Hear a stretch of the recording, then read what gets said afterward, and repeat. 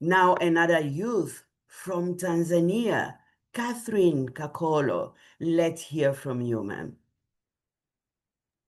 Thank you so much. Nathan, and may I just say I'm very honored that you considered me a youth. I like to define myself as a seasoned youth, so thank you for that. Good afternoon, everyone.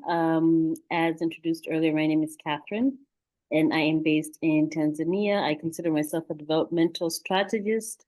Currently, I also have co-founded an organization known as Thrive Beyond Preeclampsia, and I also run a consultancy firm which helps in organizational development as a whole.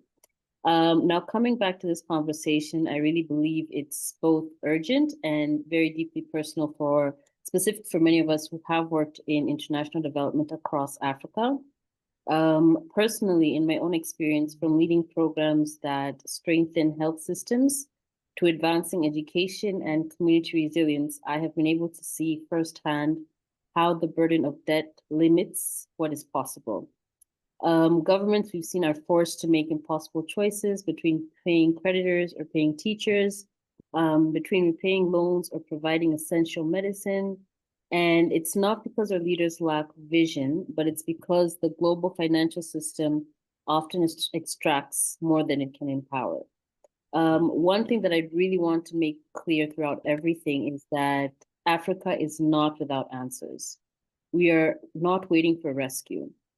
We should not wait to be rescued. That's something we need to be very clear about. We are already reimagining solutions.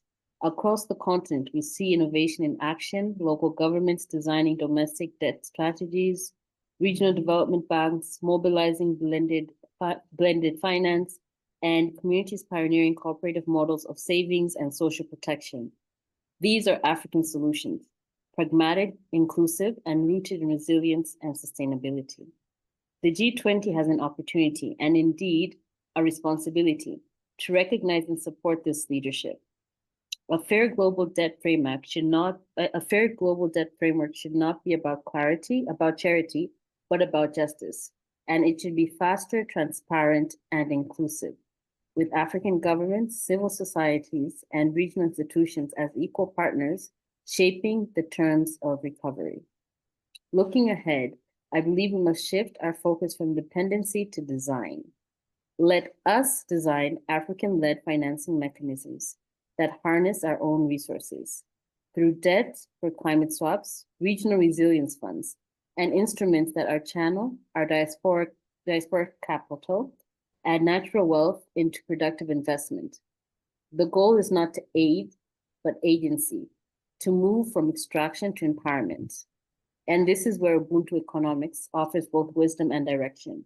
Ubuntu reminds us that I am because we are, as several of my previous speakers have said as well, that prosperity is interdependent and dignity is universal. If we are able to apply Ubuntu to global finance, we would measure success not only in GDP growth, but in equity, well-being, and shared flourishing. Ultimately, debt and inequality are not abstract concepts.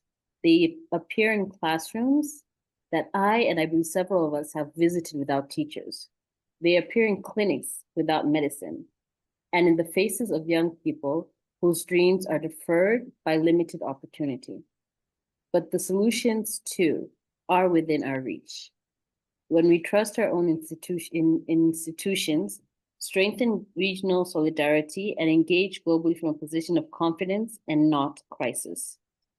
Africa, again, is not and should not be asking to be saved. We are asking to be respected as equal partners who are capable of shaping our own destiny. Global justice, I believe, begins when financial systems reflect the truth with transparency and accountability. And the G20 has both moral and practical responsibility to make this a reality. Things such as debt, inequality, and climate challenges are real, but so is our capacity to respond with courage, creativity, and solidarity. So in particular for the G20, global partners and African leaders were supposed to come together in fairness and partnership.